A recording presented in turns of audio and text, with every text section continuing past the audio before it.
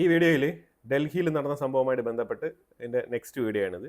Investigation പുരോഗമിക്കുന്നുണ്ട്. അപ്പോൾ ഇതിൻ്റെ പൂർണ്ണമായിട്ടുള്ള രൂപം നമ്മളാണിത് ആദ്യമായിട്ട് ഒരു ഭീകരാക്രമണമാണ് എന്നുള്ള രീതിയിലുള്ള റിപ്പോർട്ട് ചെയ്തത്.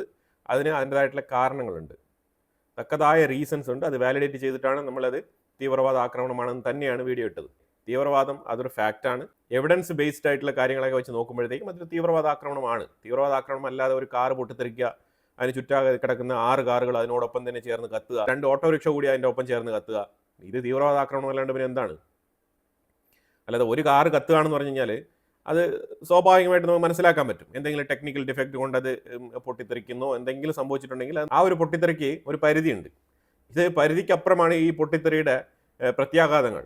നമ്മൾ ഉടനീളം നമ്മളുടെ 2 വാർത്താ ചാനലുകളിലും മാറി മാറി പലപ്പോഴായിട്ട് ഉണ്ടായിട്ടുള്ള തീവ്രവാദ ആക്രമണങ്ങളും അറ്റാക്കുകളും അതുപോലെ തന്നെ NIA നാഷണൽ ഇൻവെസ്റ്റിഗേഷൻ ഏജൻസി പലപ്പോഴായിട്ട് പല സാഹചര്യങ്ങളിലും പല ദുരൂഹ സാഹചര്യങ്ങളിലും പല തീവ്രവാദ ബന്ധങ്ങളുള്ള ആൾക്കാരെ ഇന്ത്യക്കുള്ളിൽ വെച്ചിട്ട് അറസ്റ്റ് ചെയ്തതുമായിട്ട് ബന്ധപ്പെട്ട വാർത്തകൾ നമ്മൾ ഉടനീളം കഴിഞ്ഞ മാസങ്ങളിലൊക്കെ റിപ്പോർട്ട് ചെയ്തിട്ടുണ്ട്. ഇന്ത്യയിൽ നടക്കാനിരുന്ന വലിയ രീതിയിലുള്ള ചെയിൻ ഓഫ് പൊട്ടിത്തെറികൾ അതിന് തടയിട്ടിട്ടുണ്ട്. അതാണ് നമ്മൾ മെയിനായിട്ട് മനസ്സിലാക്കേണ്ടത്. അത് അപ്രീഷിയേറ്റബിൾ തന്നെയാണ്. പക്ഷേ അതേസമയം ഈ ഡൽഹിയുമായിട്ട് ബന്ധപ്പെട്ട വിഷയത്തിൽ ഇത് സംഭവിക്കാനുള്ള കാര്യം ഒരു 3 മണിക്കൂർ മുൻകൂട്ടി നമ്മൾക്ക് ഈ ഒരു അറ്റംപ്റ്റ് ചെയ്യാൻ സാധിച്ചിരുന്നു എങ്കിൽ ഡൽഹിയിൽ ഇന്നലെ റെഡ് ഫോർട്ടിന്റെ മുന്നിൽ നടന്ന ആ ഒരു ആക്രമണം കൂടി നമുക്ക് തടയാമായിരുന്നു. പിന്നെ ഒരുത്തൻ സ്വമേധയാ പൊട്ടിത്തെറിക്കണം എന്ന് പറഞ്ഞിട്ട് പോകുമ്പോഴത്തേക്കും അതിനെ തടയുക എന്ന് പറഞ്ഞു കഴിഞ്ഞാൽ അത് ചില്ലറ കാര്യമല്ല. നിങ്ങളൊന്ന് ആലോചിച്ച് നോക്കുക. ഇപ്പോൾ തിരുവനന്തപുരം സിറ്റി ആയിക്കോട്ടെ, അതേപോലെ എറണാകുളത്ത് ആയിക്കോട്ടെ, ഒരുത്തൻ ഒരു കാറിൽ സഞ്ചരിക്കുകയാണ്, അവൻ പൊട്ടിത്തെറിക്കുന്നു എന്നുള്ളത് നമുക്ക് ഒരിക്കലും ഊഹിക്കാൻ പറ്റാത്ത കാര്യമാണ്. കാരണം അവൻ്റെ തലച്ചോറാണ് തീരുമാനിക്കുന്നത്.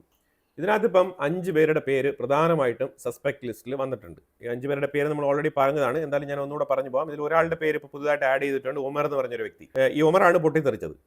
അപ്പം ഇതിനകത്ത് ഡോക്ടർ ആദിൽ, അതുപോലെ ഡോക്ടർ മുസമിൽ, ഡോക്ടർ ഷഹീൻ എന്ന് പറയുന്നത് ഒരു ലേഡിയാണെന്ന് പറയപ്പെടുന്നു. പക്ഷേ അതിനെക്കുറിച്ച് വ്യക്തതയില്ല. ഇവരെക്കുറിച്ചുള്ള വിവരങ്ങളൊന്നും തന്നെ പുറത്തു വരുന്നില്ല. ഡോക്ടർ മൊഹീദ്ദീൻ സയ്യിദ് എന്ന് പറഞ്ഞ വ്യക്തി, ഈ വ്യക്തിയാണ് ചൈനയിൽ പോയിട്ട് റെസിൻ കൊണ്ട് ആ ഒരു കെമിക്കൽ അറ്റാക്ക് നടത്താൻ വേണ്ടിയിട്ട് തുനിഞ്ഞിരുന്നത്, എവിടെ? ഗുജറാത്തിൻ്റെ ഉള്ളിൽ. അടുത്തതാണ് ഡോക്ടർ ഉമർ മുഹമ്മദ്. ഈ ഉമർ മുഹമ്മദ് ഇപ്പോൾ ജീവിച്ചിരിപ്പില്ല. അവനാണ് ഈ വണ്ടി കാർ i10 എന്ന് പറഞ്ഞ ഒരു കാർ ഓടിച്ച് വന്നതും പൊട്ടിത്തെറിച്ചതും. അപ്പോൾ അവൻ കാറോട് തന്നെ പൊട്ടിത്തെറിച്ച് അവൻ പോയിരിക്കുകയാണ്. ഇനിയിപ്പോൾ ഈ കാറിൻ്റെ ഇമേജ് ഞാനിവിടെ കാണിക്കാം. നിങ്ങൾ ജസ്റ്റ് ഒന്ന് നോക്കിക്കോളൂ. ഈ കാറിൻ്റെ ബോണറ്റ് വൈൽ ഡ്രൈവിംഗിൽ ഇത് ഓപ്പൺ ആയി തന്നെയാണ് ഇരിക്കുന്നത്. ഈ ബോണറ്റ് ഓപ്പൺ ആയിരിക്കുകയാണ്. ഇത് പല CCTV ക്യാമറയിൽ നിന്നും ഇപ്പോൾ ഇൻവെസ്റ്റിഗേഷൻ ഏജൻസി ഈ പിക്ചർ എടുത്തതാണ്. ഇതിൻ്റെ പുറകിൽ മാത്രമല്ല ഫ്രണ്ടിൽ ബോണറ്റിൻ്റെ ഉള്ളിലും എഞ്ചിൻ്റെ ഭാഗത്തും കൂടി ഇവർ എക്സ്പോസ് കുത്തി നിറച്ചിട്ടുണ്ട്. അപ്പോൾ അങ്ങനെ ഏതാണ്ട് 360 എന്ന് പറഞ്ഞ ആ ഒരു ക്വാണ്ടിറ്റി ഈ കാറിലും തന്നെ ഉണ്ടായിരുന്നുള്ളതാണ് മനസ്സിലാക്കാൻ പറ്റുന്നത്. കാരണം ഈ പിടിക്കപ്പെട്ട കാറുകളിലെല്ലാം മിനിമം ഒരു 350, 360 ആ ഒരു ക്വാണ്ടിറ്റിയിൽ ഈ അമോണിയം നൈട്രേറ്റ് പോലത്തെ സംഗതികളെല്ലാം തന്നെ കുത്തി നിറച്ചുകൊണ്ടാണ് ഈ വെഹിക്കിൾ സഞ്ചരിച്ചത് എന്ന് മനസ്സിലാക്കാൻ പറ്റുന്നത്. പിന്നെ ഇത് ഒരിക്കലും പുറത്ത് നിന്ന് റിമോട്ട്ലി ആക്സസ് ചെയ്തതല്ല, ഇത് കാറിൻ്റെ ഉള്ളിൽ നിന്ന് തന്നെയാണ് ആക്സസ് ചെയ്തിരിക്കുന്നത്. ഇറ്റ് മീൻസ് ഇഗ്നൈറ്റ് ചെയ്തിരിക്കുന്നത്. അപ്പോൾ കാറിൻ്റെ ഉള്ളിൽ 2 പേരുണ്ടായിരുന്നു, 3 പേരുണ്ടായിരുന്നുള്ള വാർത്തയൊക്കെ വരുന്നുണ്ട്. പക്ഷേ CCTV ദൃശ്യങ്ങൾ അനുസരിച്ച് നോക്കിക്കഴിഞ്ഞാൽ ഒരു വ്യക്തി മാത്രം ഉണ്ടായിരുന്നതായിട്ട് മനസ്സിലാക്കാൻ പറ്റുന്നത്. അതിന് ബാക്ക് സീറ്റിലുള്ളത് അത്ര ക്ലാരിറ്റി അല്ല. പക്ഷേ ഫ്രണ്ട് സീറ്റിൽ ഇയാൾ ഡ്രൈവർ സീറ്റിലുള്ള ഈ ഒരു ഉമർ മാത്രമാണ് അവിടെ ഉണ്ടായിരുന്നത്. അതാണ് നമുക്ക് കാണാൻ കഴിയുന്നത്. JNK പോലീസ് ഇന്നലെ തന്നെ 2 പേരെ കൂടി അറസ്റ്റ് ചെയ്തിട്ടുണ്ട്. അതായത് ഈ ഉമർ മുഹമ്മദുമായിട്ട് ബന്ധപ്പെട്ട 2 പേരെ കൂടി അറസ്റ്റ് ചെയ്തിട്ടുണ്ട്. അതിലൊരു വ്യക്തി താരിഖ് അഹമ്മദ് മാലിക് എന്ന് പറഞ്ഞൊരു വ്യക്തി, അതുപോലെ തന്നെ അമീർ റാഷിദ് എന്ന് പറഞ്ഞൊരു വ്യക്തി, ഈ 2 പേരെ കൂടി അറസ്റ്റ് ചെയ്തിട്ടുണ്ട്. ഇവരെ അറസ്റ്റ് ചെയ്തതിന്റെ കാരണം വെച്ചാൽ ഈ വെഹിക്കിൾ പർച്ചേസുമായിട്ട് ബന്ധപ്പെട്ട ഡീലിംഗിലാണ് ഇവരെ 2 പേരെയും അറസ്റ്റ് ചെയ്തിരിക്കുന്നത്. ഈ താരിഖ് അഹമ്മദിനും ഉമർ മുഹമ്മദിനും അതുപോലെ തന്നെ ഈ ആദിൽ എന്ന് പറഞ്ഞ ആ ഡോക്ടർ, ഇവർ 3 പേർക്കും ലിങ്ക് ഉണ്ടായിരുന്നുള്ളതാണ് മനസ്സിലാക്കാൻ പറ്റുന്നത്. ഈ വെഹിക്കിൾ മാറി മാറി ഹാൻഡിൽ ചെയ്തിരുന്നത് ഈ ആൾക്കാരാണെന്നാണ് വ്യക്തമാകുന്നത്. ഇന്ത്യൻ പ്രധാനമന്ത്രി ഭൂട്ടാൻ വിസിറ്റിലാണ്. അതായത് ഇതിന് മുൻകൂട്ടി തീരുമാനിച്ച ഒരു പ്രോഗ്രാമാണത്. അപ്പോൾ അതുകൊണ്ട് തന്നെ അത് ഷെഡ്യൂളിൽ നിന്ന് മാറ്റമൊന്നും വരുത്തിയിട്ടില്ല. ഭൂട്ടാനിൽ നിന്ന് തന്നെ പ്രധാനമന്ത്രി പറഞ്ഞിരിക്കുന്നത് തക്കതായ നടപടികൾ സ്വീകരിക്കുമെന്ന് തന്നെയാണ് പറഞ്ഞിരിക്കുന്നത്. ഇപ്പം എമർജൻസി മീറ്റിംഗ് കാര്യങ്ങളൊക്കെ നടക്കുന്നുണ്ട്. ഇന്ന് രാവിലെ 11:30 ഒരു മീറ്റിംഗ് കഴിഞ്ഞു. ഇനിയിപ്പം ക്യാബിനറ്റ് മീറ്റിംഗ് നാളെ 12-ാം തീയതി 5:30 ക്യാബിനറ്റ് മീറ്റിംഗ് വിളിച്ചിരിക്കുന്നത്. ഈ ക്യാബിനറ്റ് മീറ്റിംഗിന് ശേഷമായിരിക്കും തീരുമാനിക്കുന്നത് ഇന്ത്യ ഏത് രീതിയിലാണ് പ്രതികരിക്കാൻ പോകുന്നത് എന്നുള്ളത് മനസ്സിലാക്കാൻ പറ്റുക. പിന്നെ ഇതിനകത്ത് കുറേ media propaganda, Pak style media propaganda, പിന്നെ ഇതിനകത്ത് ഇലക്ഷനുമായിട്ട് ബന്ധപ്പെട്ട് ഈ ആക്രമണം ഇങ്ങനെ പർപ്പസ്ഫുള്ളി ഉണ്ടാക്കിയതാണെന്നുള്ള രീതിയിലുള്ള വാർത്തകളൊക്കെ പലരും അടിച്ചിറക്കുന്നുണ്ട്. അതൊക്കെ വെർബലി ജസ്റ്റ് സംസാരിക്കാം എന്നുള്ളതിലുപരിയായിട്ട് അതിനകത്ത് യാതൊരു വസ്തുതകളും ഇല്ല എന്നുള്ളതാണ് യാഥാർത്ഥ്യം. പിന്നെ ഈ ഇലക്ഷനുമായിട്ട് ബന്ധപ്പെട്ട് ഈ ഒരു ആക്രമണത്തിന് ബന്ധിപ്പിച്ചു കഴിഞ്ഞാൽ എത്ര ആക്രമണങ്ങൾ ഇന്ത്യക്കുള്ളിൽ നടന്നിട്ടുണ്ട്, അത് ഏതൊക്കെ കാലഘട്ടങ്ങളിൽ നടന്നിരിക്കുന്നു എന്നുള്ളതിനെ കുറിച്ചുള്ള ഒരു വിശദമായിട്ടുള്ള ഡീറ്റെയിൽ എടുത്ത് നോക്കിക്കഴിഞ്ഞാൽ നമുക്ക് അത് വ്യക്തമായിട്ട് മനസ്സിലാക്കാൻ പറ്റും. 2011 ഒരു ആക്രമണം നടന്നിട്ടുണ്ട്.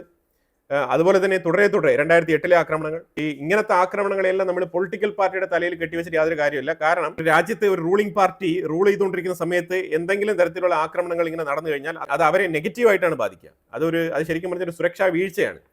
അപ്പോൾ അത് നെഗറ്റീവ് ഇമ്പാക്ട് ഉണ്ടാക്കും. അപ്പോൾ അങ്ങനെ ഒരു രാഷ്ട്രീയ പാർട്ടി, ഇപ്പോൾ ഭരിച്ചുകൊണ്ടിരിക്കുന്ന പാർട്ടി എന്നല്ല, ഇതിന് മുമ്പുള്ള പാർട്ടികളെയും ഞാൻ തീവ്രവാദ ആക്രമണം ആ ഭരിക്കുന്ന പാർട്ടികൾ അവരുടെ താല്പര്യത്തിൽ ഇലക്ഷനിൽ വിജയിക്കാൻ വേണ്ടിയിട്ട് ചെയ്യുന്നു എന്ന് ഞാൻ ഒരിക്കലും വിശ്വസിക്കുന്നില്ല.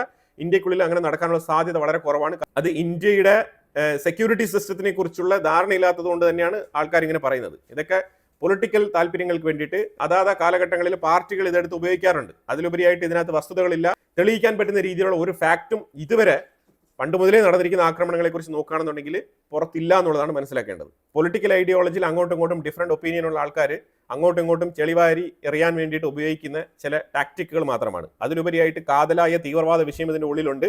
ആ തീവ്രവാദത്തിനെ കുറിച്ച് നമ്മൾ പറയുമ്പോഴത്തേക്കും ചിലർക്ക് അത് വ്യത്യസ്തമായ രീതിയിൽ അനുഭവപ്പെടുന്നുണ്ടാവാം. പക്ഷെ യാഥാർത്ഥ്യം തീവ്രവാദമാണ്. സാധാരണ നിങ്ങൾ ചിന്തിച്ചാൽ മതി, നിങ്ങൾ ഒരു വണ്ടി എടുത്തുകൊണ്ട് പോയി ഒരു സ്ഥലത്ത് ഇതേപോലെ എക്സ്പ്ലോസീവ് നിറച്ചുകൊണ്ട് പൊട്ടിത്തെറിക്കുമോ? ആ ചോദ്യത്തിനുള്ള ഉത്തരം നിങ്ങളുടെ തലച്ചോറിൽ നിന്ന് വരുന്നെങ്കിൽ, അങ്ങനെ ഒരുത്തൻ ചെയ്തിട്ടുണ്ട് എന്നുണ്ടെങ്കിൽ, അത് എന്ത് കാരണം കൊണ്ടായാലും, ആരാണ് അവന്റെ പുറകിൽ ബ്രെയിൻ വാഷ് ചെയ്തത് എന്നുണ്ടെങ്കിലും, അവന്റെ തലച്ചോറിൽ കൃത്യമായിട്ടുള്ള ഒരു ഐഡിയോളജി ഉണ്ട്. ആ പൊട്ടിത്തെറിയെ ന്യായീകരിക്കുന്ന രീതിയിലുള്ള ഒരു ഐഡിയോളജി. ആ ഐഡിയോളജിയാണ് നമ്മൾ ചൂണ്ടിക്കാണിക്കുന്നത്. അത് ചൂണ്ടിക്കാണിക്കുന്ന സമയത്ത് ആ ചൂണ്ടിക്കാണിക്കൽ തന്നെ ഒരു തെറ്റാണ് എന്ന് പറയുന്ന രീതിയിലൊക്കെ വന്ന് സംസാരിച്ചു കഴിഞ്ഞാൽ നമുക്കൊന്നും പറയാനില്ല എന്നുള്ളതാണ്. ഈ കാറിന്റെ പർച്ചേസ് നടന്നിരിക്കുന്നത് 2014 2014 ഈ കാർ പർച്ചേസ് ചെയ്തിരിക്കുന്നത് ഹരിയാന സ്വദേശിയായിട്ടുള്ള സൽമാൻ എന്ന് പറഞ്ഞ വ്യക്തിയാണ് ഈ കാർ ആദ്യം പർച്ചേസ് ചെയ്തിരിക്കുന്നത്. എന്നിട്ട് ഈ കാർ ദേവേന്ദർ എന്ന് പറഞ്ഞ ഒരാൾക്ക് വിറ്റിട്ടുണ്ട്. ഈ ദേവേന്ദറിന്റെ അടുത്ത് നിന്ന് സോനു എന്ന് പറഞ്ഞൊരു വ്യക്തി ഈ കാർ പർച്ചേസ് ചെയ്തിട്ടുണ്ട്. ഈ സോനുവിന്റെ കയ്യിൽ നിന്നും ഈ കാർ വാങ്ങിച്ചത് താരിഖാണ്. ഏത് താരിഖ്? അതായത് ഇന്നലെ JNKയിൽ അറസ്റ്റിലായ താരിഖ് അഹമ്മദ്, മനസ്സിലായി? ആ താരിഖ് അഹമ്മദാണ് മേടിച്ചത്. അവനെ കസ്റ്റഡിയിൽ എടുത്തിട്ടുണ്ട്. അപ്പൊ ഈ താരിഖ് അഹമ്മദിൽ നിന്നും ഈ കാറ് അമീർ റാഷിദ് മേടിച്ചിട്ടുണ്ട്. അമീർ റാഷിദ്, താരിഖ് അഹമ്മദ്, ഇവരെയൊക്കെ അറസ്റ്റ് ചെയ്തിട്ടുണ്ട്. മനസ്സിലായി? ഈ രണ്ടുപേരെയും ഇപ്പം അറസ്റ്റ് ചെയ്തത് എന്തിനാണെന്ന് മനസ്സിലായല്ലോ. ഈ കാറ് പർച്ചേസ് ചെയ്തതിന്റെ ആ ലാസ്റ്റ് എൻഡ് യൂസർ. അപ്പൊ ഇതാണ് ഈ കാറുമായിട്ട് ബന്ധപ്പെട്ട പർച്ചേസ് ഡീലിങ്സ്. ഇനിയിപ്പോൾ അടുത്ത് നമ്മൾ നോക്കി കഴിഞ്ഞാൽ, ഇതിനു മുമ്പ് ഞാൻ ഇട്ട വീഡിയോയിൽ പറഞ്ഞിട്ടുണ്ട് ഈ വിഷയങ്ങളെല്ലാം തന്നെ. ഈ ഡോക്ടർ ആദിലിന്റെ വിഷയം, അതേപോലെ തന്നെ ഡോക്ടർ മുസാമിലിന്റെ വിഷയങ്ങൾ, ഇതെല്ലാം നമ്മൾ സംസാരിച്ചിട്ടുണ്ട്. അതേപോലെ ചൈനയിൽ ഗ്രാജുവേഷനായി വന്ന മൊഹൈദീൻ സയ്യിദിന്റെ കാര്യം, ഇതെല്ലാം നമ്മൾ പറഞ്ഞിട്ടുണ്ട്. ഇന്നലെ രാവിലെ 10 മണിക്കാണ് ഈ ഡോക്ടർ ആദിലിനെ അറസ്റ്റ് ചെയ്യുന്നത്, ഏതാണ്ട് 10 മണിയോടുകൂടി. ഈ ഒരു അറസ്റ്റ് ഒരു 7-8 മണിക്ക് രാവിലെ തന്നെ സംഭവിച്ചിരുന്നെങ്കിൽ ഡൽഹി പൊട്ടിത്തെറി തടയാമായിരുന്നു എന്നാണ് മനസ്സിലാക്കാൻ പറ്റുന്നത്. അതൊരു പോസിബിലിറ്റി മാത്രമാണ്.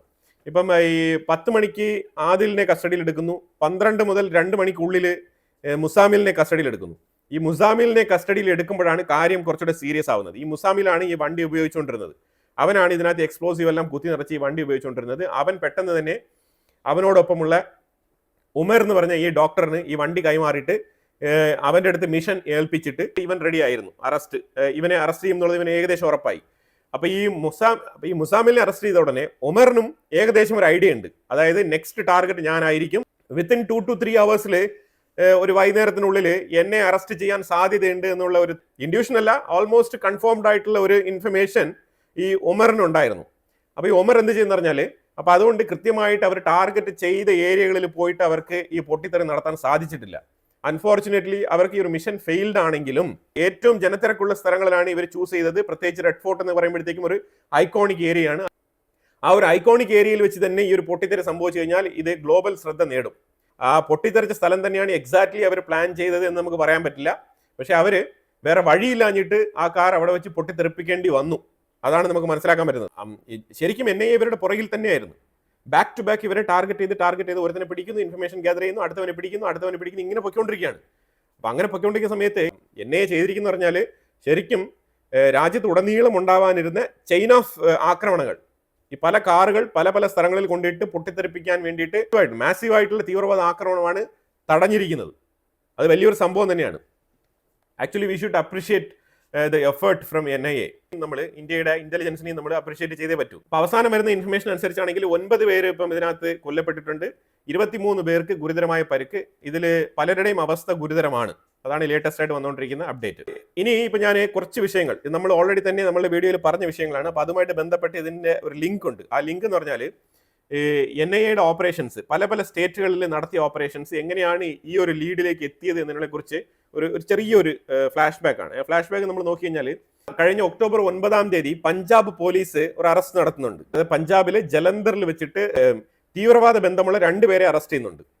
അത് ബാബർ ഖൽസ ടെറർ മോഡൽ എന്നൊക്കെ പറഞ്ഞിട്ട് കഴിഞ്ഞ മാസം ഒക്ടോബർ 9 അതിൽ നിന്നും അവർക്ക് ലീഡ് കിട്ടുന്നുണ്ട്. ആ ലീഡ് കൊണ്ട് അവർ മറ്റൊരു അറസ്റ്റും കൂടി പഞ്ചാബിൽ തന്നെ നടത്തുന്നുണ്ട്. ആ അറസ്റ്റ് ഒക്ടോബർ 15 നടക്കുന്നത്. ഒക്ടോബർ 15 ക്രോസ് ബോർഡർ ഓർഗനൈസ്ഡ് തീവ്രവാദം നടത്താൻ വേണ്ടിയിട്ട് പാകിസ്ഥാനുമായിട്ട് ചേർന്ന് മരുന്ന് കടത്ത് അതേപോലെ ആയുധക്കടത്തുമായിട്ട് ബന്ധപ്പെട്ട് 3 പേരെ അറസ്റ്റ് ചെയ്തിട്ടുണ്ടായിരുന്നു. അതിൽ നിന്നും കിട്ടിയ ലിങ്ക് വെച്ചിട്ട് 2 പേരെ അറസ്റ്റ് ചെയ്തിട്ടുണ്ട്. ഇവര് മഹാരാഷ്ട്ര, UP ഈ 2 സ്ഥലങ്ങളിലും തീവ്രവാദ ആക്രമണങ്ങൾക്ക് വേണ്ടിയിട്ട് പ്ലാൻ ചെയ്യാനും ട്രെയിനിങ് കൊടുക്കാനും വേണ്ടിയിട്ട് റെഡിയായിരുന്ന 2 പേരെയാണ് അറസ്റ്റ് ചെയ്തത്.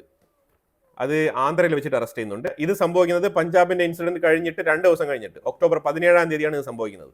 ഇനി നേരെ ഒക്ടോബർ 24 അതായത് ISIS മോഡലിൽ ആക്രമണങ്ങൾ നടത്താൻ വേണ്ടിയിട്ട് ട്രെയിനിങ് കൊടുക്കുന്ന 2 പേരെ ഡൽഹിയിൽ തന്നെ വെച്ച് അറസ്റ്റ് ചെയ്തിട്ടുണ്ടായിരുന്നു. ഡൽഹിയിൽ ഫിദായിൻ അറ്റാക്ക് ട്രെയിനിങ് എന്ന് പറഞ്ഞിട്ട് ട്രെയിനിങ് മോഡലാണ് ഇവർ അവതരിപ്പിക്കുന്നത്. അങ്ങനത്തെ 2 പേരെയാണ് ഡൽഹിയിൽ വെച്ച് അറസ്റ്റ് ചെയ്തത്. അത് കഴിഞ്ഞാൽ ഒക്ടോബർ 28 വീണ്ടും പൂനെയിൽ വെച്ചിട്ട് 2 ടെക്കികളെയാണ് അറസ്റ്റ് ചെയ്തത്. മഹാരാഷ്ട്ര ATS ആണ് അറസ്റ്റ് ചെയ്തത്. പൂനെയിൽ വെച്ചിട്ടാണ് അറസ്റ്റ് ചെയ്തത്. 2 ടെക്കികളെയാണ് അറസ്റ്റ് ചെയ്തത്. ഇവർക്ക് അൽ-ഖൈദ ടീമുമായിട്ട് ബന്ധമുണ്ടെന്ന് പറഞ്ഞിട്ടാണ് ഇവരെ അറസ്റ്റ് ചെയ്യുന്നത്.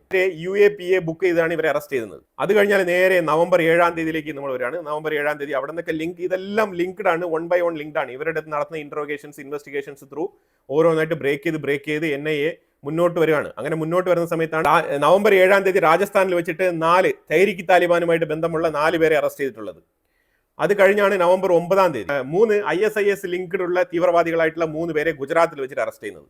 ഈ നവംബർ 9 ഉള്ള അറസ്റ്റാണ് 10 രാവിലെ ഡോക്ടർ ആദിൽ ഉൾപ്പെടെയുള്ള ടീമിനെ അറസ്റ്റ് ചെയ്യാൻ വേണ്ടിയിട്ടുള്ള ലീഡ് നമുക്ക് കിട്ടിയത്. 9 ഈ ISIS മോഡലിലുള്ള ആക്രമണങ്ങൾ നടത്താൻ വേണ്ടിയിട്ടുള്ള 3 പേർ ഗുജറാത്തിൽ വെച്ചിട്ട് അറസ്റ്റ് ചെയ്യുന്നത്. ഈ ഗുജറാത്ത് അറസ്റ്റാണ് ശ്രീനഗർ പുൽവാമയിലേക്ക് ലീഡ് ചെയ്തത്. അപ്പൊ നവംബർ 10 ഈ ആക്രമണം നടന്ന അന്നത്തെ രാവിലെ തന്നെ NIA ടീം നേരെ ശ്രീനഗറിലേക്ക് വിടുകയാണ്. ഡോക്ടർ ആദിലിനെ കസ്റ്റഡിയിൽ എടുക്കുന്നു. അതോടൊപ്പം മൊത്തത്തിൽ അന്നത്തെ ദിവസത്തെ ഓപ്പറേഷനിൽ ഈ ആക്രമണം നടക്കുന്നതിന് മുമ്പ് ഡൽഹിയിൽ ഈ ഒരു പൊട്ടിത്തെറി നടക്കുന്നതിന് തൊട്ട് മുമ്പായിട്ട് ഏതാണ്ട് ആ ഡേയിൽ 10 2900 ഏതാണ്ട് 3000 കിലോഗ്രാം എക്സ്പ്ലോസീവ് ആണ് പിടികൂടിയത്. അതോടൊപ്പം ഏതാണ്ട് കിലോ കണക്കിലുള്ള ഹാർഡ് മെറ്റൽസ്, അതായത് ഈ ഒരു പൊട്ടിത്തെറിക്ക് വേണ്ടിയിട്ട് ഉപയോഗിക്കുന്ന സാമഗ്രികളായിട്ടുള്ള കംപ്ലീറ്റ് സാധനങ്ങളും കസ്റ്റഡിയിൽ എടുക്കുന്നത്. പുൽവാമ മോഡലിലുള്ള ആക്രമണങ്ങൾ നടക്കുന്നു എന്നുള്ള തലത്തിലുള്ള ആ രീതിയിലുള്ള അന്വേഷണങ്ങൾ നടക്കുന്നുണ്ട്. ഇതാണ് സോഫാർ ഈ കേസിൽ നടന്നുകൊണ്ടിരിക്കുന്ന ഡെവലപ്മെന്റ്സ് ഇൻവെസ്റ്റിഗേഷൻസുമായിട്ട് ബന്ധപ്പെട്ട്. ഇനി നമ്മൾ ഇത്രയും നാളും ഈ തീവ്രവാദികളുടെ കാര്യങ്ങളൊക്കെ ഫോക്കസ് ചെയ്തതനുസരിച്ച് ഈ പാകിസ്ഥാനിൽ നിന്നല്ല ഇപ്പോഴത്തെ ഓപ്പറേഷൻസ് വന്നിരിക്കുന്നത്. പാകിസ്ഥാനിലുള്ള തീവ്രവാദ സംഘങ്ങളാണ് ഈ ഒരു ആക്രമണം നടത്തുന്നത്. പക്ഷെ അവർ ഇത്തവണ ചൂസ് ചെയ്തിരിക്കുന്ന ഒരു സ്ഥലം എന്ന് പറഞ്ഞാൽ ബംഗ്ലാദേശാണ്. ഈ ബംഗ്ലാദേശാണെന്ന് പറയാനുള്ള കാരണം വെച്ചാൽ 2024 മുതലേ പാകിസ്ഥാൻ ഈ ബംഗ്ലാദേശിന്റെ ഉള്ളിൽ പലതരത്തിലുള്ള കടന്നുകയറ്റങ്ങൾ, അതായത് ISI ജമാഅത്ത് ഇസ്ലാമി, അതേപോലെ തന്നെ ഈ സംഘടനകൾ ഞാൻ പറഞ്ഞ ഈ ഒരു ലഷ്കർ, അതുപോലെ തന്നെ ജയ്ഷ്, ഈ സംഘടനകളെല്ലാം ചേർന്നുകൊണ്ട് ഇന്ത്യക്കെതിരെയുള്ള കളമൊരുക്കലാണ് ബംഗ്ലാദേശിൽ നടത്തുന്നത്. അതിന് യൂനസ് നല്ല രീതിയിൽ സഹായിക്കുന്നുണ്ട്. ഇതിന് പ്രബോധനം നടത്താൻ വേണ്ടിയിട്ട് ആൾക്കാരെ കൊണ്ടുവന്നിട്ടുണ്ട്. ഈ പ്രബോധനം നടത്തുന്ന വിഷയമായിട്ട് ബന്ധപ്പെട്ട് നമ്മൾ പറഞ്ഞിട്ടുണ്ട്. ഡോക്ടർ സാക്കിർ നായിക്കും അതേപോലെ തന്നെ ഇലാഹി ഷഹീർ എന്ന് പറഞ്ഞ ഒരുത്തൻ. ഈ ഇലാഹി ഷഹീർ എന്ന് പറഞ്ഞത് ഈ ലഷ്കറിന്റെ ഹാഫിസ് സയ്യിദിന്റെ വളരെ അടുത്ത ആളാണ് ഇലാഹി ഷഹീർ. അവനെയാണ് ബംഗ്ലാദേശിന്റെ പ്രോഗ്രാംസ് കംപ്ലീറ്റ് നടത്താൻ വേണ്ടിയിട്ട് റെസ്പോൺസിബിലിറ്റി ഏൽപ്പിച്ചിരിക്കുന്നത്. ഈ ഇലാഹി ഷഹീർ 2024 ഉടനീളം പ്രബോധനങ്ങൾ നടത്തിയിട്ടുണ്ട്, മതപ്രചരണം. ഈ ഇലാഹി ഷഹീറാണ് സാക്കിർ നായിക്കിനെ 2024 പാകിസ്ഥാനിലേക്ക് കൊണ്ടുപോയത്. അപ്പൊ അതുപോലെ തന്നെ ഈ സാക്കിർ നായിക്കിനെ ഇതേപോലെ തന്നെ ബംഗ്ലാദേശിലേക്ക് കൊണ്ടുവരാൻ വേണ്ടിയിട്ടുള്ള പദ്ധതി നടക്കുകയാണ്. ഇതിനെക്കുറിച്ച് നമ്മൾ ഇതിനു മുമ്പ് തന്നെ വാർത്ത ചെയ്തിട്ടുണ്ട്. നമ്മുടെ വാർത്തകൾ കേട്ടിട്ടുള്ള ആൾക്കാർക്ക് ഇത് വ്യക്തമായിട്ട് മനസ്സിലാക്കാൻ പറ്റും.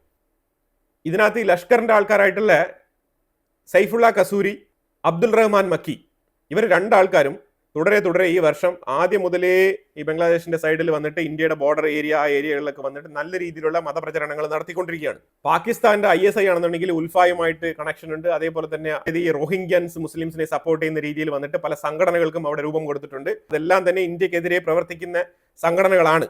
ആ രീതിയിലാണ് അവർ ആക്കി തീർത്തിരിക്കുന്നത്. ഈ സാക്കിർ നായകിന്റെ പ്രഭാഷണങ്ങളൊക്കെ കേട്ട ആൾക്കാർക്ക് മനസ്സിലാക്കാൻ പറ്റും. കാരണം എന്താണ് അവരുടെ രീതി എന്നുള്ളത്. അവരെന്ന് വെച്ചാൽ ഒരു ചോദ്യം ചോദിപ്പിച്ചിട്ട് ചോദ്യം ചോദിച്ചവന് ഒരു ഉത്തരം കൊടുക്കുക. ആ ഉത്തരത്തിൽ അവൻ കൺവിൻസ്ഡ് ആണെന്നുണ്ടെങ്കിൽ ഉടനെ തന്നെ അവിടെ വെച്ചിട്ട് തന്നെ മതം അക്സെപ്റ്റ് ചെയ്യാനുള്ള ആ ഒരു കാര്യങ്ങളിലേക്ക് പോവുക. ഈ പബ്ലിക്കലി മതമാറ്റം നടത്തിക്കൊണ്ടിരിക്കുന്ന ഒരു ടീമാണ് സാക്കിർ നായിക്. അജണ്ട എന്താണെന്നുള്ളത് വളരെ വ്യക്തമാണ്. പാകിസ്ഥാന്റെ ഉള്ളിൽ നിന്നുള്ള ഡയറക്റ്റ് ആയിട്ട് ഇന്ത്യക്കെതിരെ നടത്തുന്ന പ്രവർത്തികൾ ഇപ്പം കൂടുതൽ തടസ്സപ്പെട്ടിരിക്കുകയാണ്. അതിന് കാരണം നമ്മൾ ബോർഡർ ഏരിയയിൽ കൃത്യമായിട്ട് മോണിറ്റർ ചെയ്ത് ടാർഗറ്റ് ചെയ്ത് ഈ തീവ്രവാദ കേന്ദ്രങ്ങൾ അറ്റാക്ക് ചെയ്യുന്നത് കൊണ്ട് തന്നെയും അജ്ഞാതന്റെ വിളയാട്ടമുണ്ട് അവിടെ. അപ്പൊ അതുകൊണ്ട് ഇപ്പം ബംഗ്ലാദേശിനെയാണ് ഇപ്പൊ ഇവരുടെ കളിക്കളമായിട്ട് മാറ്റിയിരിക്കുന്നത്. ISI ഭീകരൻ എന്നുള്ള രീതിയിൽ ഒരു പാക് സോൾജറിനെ പിടികൂടിയിട്ടുണ്ടായിരുന്നു അഫ്ഗാനിസ്ഥാനിലെ താലിബാനികൾ. അവർ ചോദ്യം ചോദിച്ചപ്പോഴത്തേക്കും 3 രാജ്യങ്ങളിലേക്ക് കൃത്യമായിട്ട് ടാർഗറ്റ് ചെയ്ത് ആക്രമണങ്ങൾ നടത്താൻ വേണ്ടിയിട്ടുള്ള ISI എന്ന് പറഞ്ഞാൽ പാകിസ്ഥാൻ ഇന്റലിജൻസിന്റെ ISIS മോഡൽ ട്രെയിനിങ് നേടിയ വ്യക്തിയാണ് ഇവൻ. താലിബാന്റെ കസ്റ്റഡിയിലുണ്ട് അഫ്ഗാനിസ്ഥാൻ, ഇന്ത്യ, ഇറാൻ, ഈ 3 രാജ്യങ്ങളാണ് ടാർഗറ്റ്. ഈ 3 രാജ്യങ്ങളെയും ടാർഗറ്റ് ചെയ്തുകൊണ്ടാണ് ഈ ISI ട്രെയിനിങ് ഈ പുള്ളിക്ക് കൊടുത്തിരിക്കുന്നത്. ഇതുമായിട്ട് ബന്ധപ്പെട്ട ഇന്റലിജൻസ് വിവരങ്ങൾ ഇന്ത്യക്ക് കൈമാറിയിട്ടുണ്ട് അഫ്ഗാനിസ്ഥാൻ. ഈ അന്വേഷണങ്ങളെല്ലാം പോയി എത്തിച്ചേരുന്നത് ബംഗ്ലാദേശിൽ തന്നെയായിരിക്കും. അത് മാത്രമാണ് നമുക്ക് മനസ്സിലാക്കാൻ പറ്റുന്നത്. ഇതെല്ലാം തന്നെ നമ്മളുടെ ഇത്രയും നാളത്തെ ഒരു റീഡിങ്സ് വെച്ചിട്ട് നമുക്ക് മനസ്സിലാക്കാൻ പറ്റുന്ന പോയിന്റുകളാണ് ഞാനിവിടെ പറഞ്ഞിരിക്കുന്നത്. പൊളിറ്റിക്കൽ പാർട്ടിയുടെ താല്പര്യങ്ങൾക്ക് അതീതമായിട്ട് ആണ് ഈ രീതിയിലുള്ള തീവ്രവാദ ആക്രമണങ്ങൾ നടക്കുമ്പോഴത്തേക്കും അതിനെ പാകിസ്ഥാൻ മോഡലിലുള്ള പ്രൊപ്പഗൻഡയായിട്ട് നമ്മളുടെ പൊളിറ്റീഷ്യൻസിന്റെ മേലിൽ അടിച്ചേൽപ്പിക്കാണ്ട്, അത് ഏത് പാർട്ടി ആയിക്കോട്ടെ. ഇതിനു മുമ്പും ആക്രമണങ്ങൾ നടന്നിട്ടുണ്ടല്ലോ. അപ്പോൾ ആ സമയത്തൊക്കെ എന്തായിരുന്നു ഇന്ത്യ ചെയ്തുകൊണ്ടിരുന്നത്, അങ്ങനെയൊക്കെ നമുക്ക് ചോദിക്കാം. അപ്പോൾ ആ സാഹചര്യത്തിൽ നമ്മൾ ഒരു പൊളിറ്റിക്കൽ പാർട്ടിക്ക് വേണ്ടിയിട്ടല്ല പറയുന്നത്. തീർച്ചയായിട്ടും ഈ തീവ്രവാദ ആക്രമണം പ്യൂർലി തീവ്രവാദ ആക്രമണമാണ്. അതിനെ ആ രീതിയിൽ തന്നെ നമുക്ക് കാണുകയും വേണം, അതിന് അങ്ങനെ തന്നെ നമ്മൾ പ്രതികരിക്കുകയും വേണം. അപ്പോൾ എന്തായാലും നിങ്ങളുടെ അഭിപ്രായങ്ങൾ കമന്റ് ബോക്സിൽ രേഖപ്പെടുത്തുക. കൂടുതൽ വാർത്തകളുമായിട്ട് അടുത്ത വീഡിയോയിൽ വരാം. Thank you so much.